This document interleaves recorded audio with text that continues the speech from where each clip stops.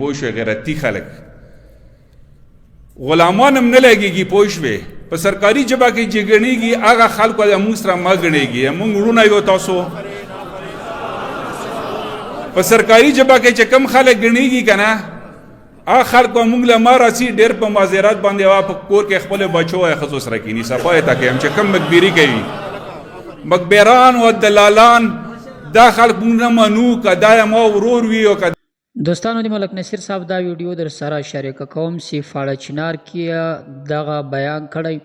او د پښتون قومي جرګې په هکله باندې کومه داسې نوې پریکړه کړې او کوم داسې څه یې ویلي پښتون قومي جرګه چې کله وسوه له هغه نه بعد ولسي پاڅونونه روان دي یو له هغو ولسي پاڅونونو څخه دا پاڅون هم چې د پښتون قومي جرګې په نامه باندې پاړه چنار ته تللی او هغه کومه واقعه چې څه وخت مخکې په بګن پاړه چنار کې چې کوم د پښتنو سنیانو یا د شیعګانو تر مابین چې کومه جګړه رامنځته شوې وه د هغه په هکله باندې دا وینا دی کوي او حکومت ته څه پیغام لري پښتنو ته څه پیغام لري راځئ نن دا ویډیو مکمل وګورو ما شناختی کارت بند دی ما پاسپورټ داسې ډېرو خلکو بند دی چې پښتنو کې مې خبرې کوي که نه خو دوه ځلې چې کوم دی هغې نه بعد مې ما کور ویران شوه او بیا یې راته چې کوم دی د ظالم ریاست دا ورنیږونه راکول چې کور دی ویران که ما وایي چې ویران یې که چې یو ځل مې بیا تاریخ جوړ شي پوه شوې نو که درمنو موږ تاسو تاریخ ته پوه شو تاریخونه چې کوم دی دا شانتې غیرتي خلک چې کوم دی جوړوي لکه تاسو چې کله موږ دلته را انټر شو او کوم استقبال مې موږ وکړه او هسې ته موږ دا کم کشر او مشر راغونډ دی بړی چنار نو دا تاسو غیرت چې کوم دی ټولې دنیا ولیده خو انشاءالله تعالی که خیر دی الله نه وي اوس بیا هغه وخت راغلی چې څنګه مفتي صاحب وویل چې په 11 اکتوبر باندې ټول پښتون وه راغونډ شوی وه ټول پښتون و دا خو مفتي صاحب وویل چې 10 لکه خلک راغلي وو خبر یې د 10 لکه خلک دا هېڅ شی هم نه وه یو نیم کروڑ پښتانه راتلل و د ظالم ریاست چې کوم دی 4 ځلې په موږ باندې اټیکونه وکړ 4 ځلې هېڅ شي لپاره چې ما د پښتون خبره کوله بله خبره مې نه کوله چې پښتون کومه تباهي شوي او پښتون د کوم کورونه ویران کړل پښتون دی چې کوم دی کومې بمبارۍ وکړې کم د 80-85 هزار پښتانه مړه شول مونږ ښځې ماشومان مړه شول مونږ دغه خبره کوله مونږ په وسایلو یې چې کومه قبضه کړې او مونږ په معدنیاتو په جنګلاتو یې چې کومه قبضه کړې او پوه شوې مونږ که درمنو وګوره خبره چا خلاف ته پته وته مونږ خبره د ظالم خلاف ته نه جرنیل خلاف ته نه پاکستان خلاف ته نه افغانستان خلاف ته نه امریکې خلاف ته نه اسرائیل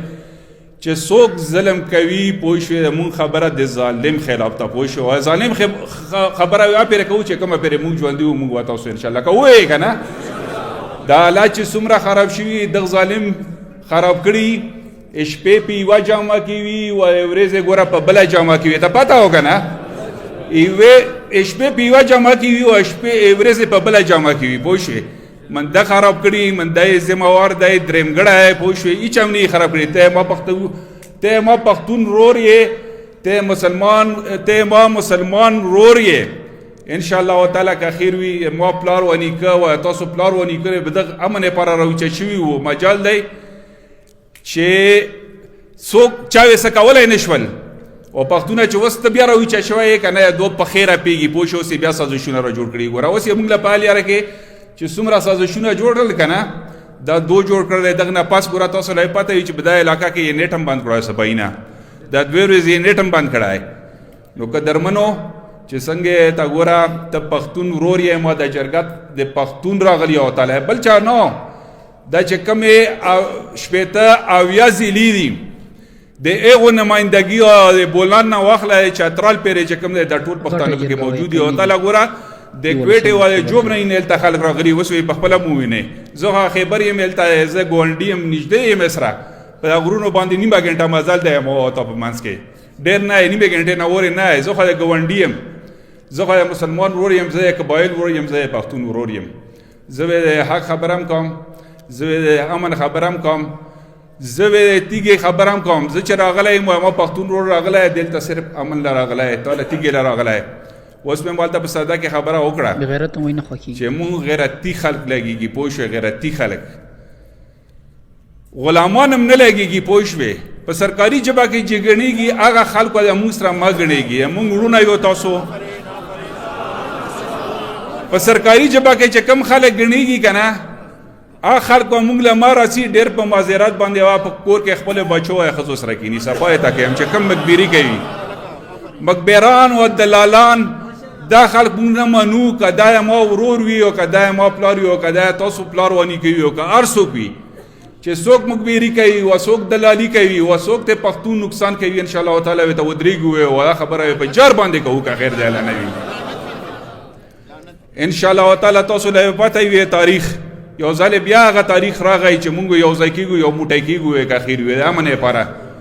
او په زور په زبردستي وي چې کوم دی دغه امن راولو صحیح و که نه انشاءالله تعالی بس راغلي پښتانه راغلي ټول ته ناستي ګوره چې مخ ځانه ور ونړوې ما وروره کور مې مشرانو و کشرانو اهل تشي تاسو له زه خبره کوم چې دنیا مخ ځان له ور ونړوو چې پښتون یې ته کومه خبره کوي او ته چې ما سر څي ما سر کټ کا خو د امن خبره وکړه انشاءالله تعالی مونږ د امن خبره کوو د تیږې خبره اول چې کوم لیارې باندې لیارو خبره تا چې کوم د جاني مالي نقصان خبره پوه شوې او وروستو خبرې خو اول د تیږې خبره و تیږه داسې خبره نه کوو مونږ پوه شو که درمنو چې صرف پریټن کې په کاغذ باندې ولیکي که نه و په هلیکاپټر کې یو ځانه کېنې پېښور نه دلته کوشوي چې وایي چې یاره تیږه خو مې کېښوه امن مې راوسته نه دا امنونه منمونه نه په دا باندې ماشوم هم پېږي پوه شوې چې صرف ته دنیا له ښایې پوه شوې دلته وینې تلوې پوه شوې اول ته په هلیکاپټر کې راکېنې پوه شوې ته کوشې چې زه امن اولم امن داسې وي چې نن هلته مونږ درېیمه ورځ ده انشاءالله تعالی چې میاشت لګېږي که نه په دا خړو جامو کې نه کپړوله مې وکړه اوس هم ټولې خاورې په پرې نښتي پوه شوې په دا خاورو کې سره ناست هم یم او سره کېنم هم وپېروې انشاءالله انده سوم هم نه چې کوم به پرېم د امن خبره نه وي کړې یوه واده یې مونږ سره وکړو انشاءالله تعالی چې تیږې کومه خبره وي د امن کومه خبره وي دا خو یې کوو که نه انشاءالله مونږ د سره ولاړ یو د مونږ وروڼه یو انشاءالله تعالی دا خبرې نشته که خیر د الله نه وي بلکل خبره وی کوو د امن وی خبره کوو د ظالم لاس وی نسو دا دریم ظالم چې کوم دی که نه چې کومه وینه یې تله کړه او کومه وینه تلوي او کوم د تکبر خبرې کوي دوه تکبر په خاورو کې میلاوو انشاءالله تعالی انشاءالله تعالی د ما نور که درمن عزتمن مشران هم خبره کوي تاسو چې کوم مشران دي دلته راغلي مونږ شکریه ادا کوو چې مونږ له کوم قدر او عزت راکړو ولا چې مالا جاړه راستي ولا مې ته وخړه پوه شوې چې کوم عزت مونږ له راکړه نو ان شاء الله تعالی که خیر وي زړونه ډېر ډک دی ولا چې بس کا ته ودرېم که نو خبره مې ته شروع کړه نو مخامه پرې وخت هم پوه شوې کوم مینا محبت هم چې راکړه کوم عزت هم راکړه یو ځل بیا تاسو شکریه و ان شاء الله تعالی که خیر د الله نه وي دا مونږ خاوره پښتانه خاوره او که خیر وي اول خبره چې کوم د 11 اکتوبر باندې د شوی چې په پښتانه بیلټ کې چې کوم د امن خبره کوو د څنګه ته مفتي سی بوول چې مونږ مخکې راغلو د واقعیت ګوره نو شوي تاسو را پته وګنه د خبره چې کوواټ پرې مونږ جرګه را رسېدلې وه و کمشنر ورته وویل 11 بجو شپې پرې ورته ویل چې مخکې حالت دی ښه او پس کړي وو یو ځانې واپس کړي وو که نه دوې واقعیت ویم نه وای شوي دا دوې غټ واقعیت چې کوم شوي دا ښځې او ماشومان چې پکې مړ شول او دا بېګناه خلک پکې مړ شول دا وی نه وای شوي که مونږ یې راپرېښي وای خو مونږ اخر هم وویل چې نه مونږ خپلو پښتنو وروڼو له ځان رسوو مونږ اول کې دا اراده هم کړې وه چې کوم مطلب دو مونږ له رکاوټ ریاست په مخه په لیاره کې کوي مونږ 10,000 خلک په لښکر باندې سو خو بیا هم وروسته وویل چې نه انشاءالله تعالی بس اوس دا 100 یا 1.5 مشران چې کوم دي دا سو خبره کوو د جرګې او که ضرورت شو او رکاوټ یې جوړ کړه نو انشاءالله تعالی یو ټلیفون ضرور دی که خیر تاسو انشاءالله تعالی مړه یک ټلیفون ضرور شته هم نه تاسو یو که نه دلته لاس خو یې نه سو که نه لاس یې نه سو که خیر تاسو یې راته مخکې و چې څوک هم دغه ظلم خلاف وای دغه امن خرابېدو طرف له ځي که نه نو لاس یې نه سو که خیر بس که درمنو دا جرګه خاص تاسو لپاره راغلي او خپلې ګېډې لپاره نه راغلي نه مړۍ غواړو نه شپه غواړو بس په دا ځای کې چې کوم دی یو څادر د شپه ویم کوو دومره ویس چې خورو